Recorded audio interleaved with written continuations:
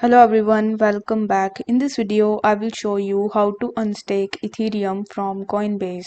In order to do this, you first have to launch your Coinbase mobile application and then you just have to log in into your account.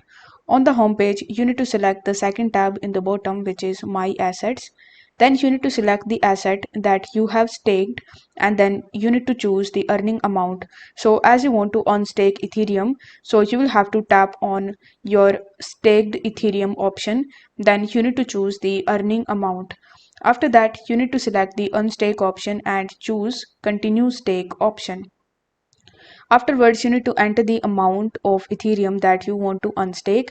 Then you will have to select the preview unstake option. And if everything looks correct, you will have to just confirm your unstaking by clicking on the option of unstake now. This way, you will be able to easily unstake your Ethereum from Coinbase. If the video was helpful, then don't forget to like the video and subscribe to the channel. Thank you so much for watching.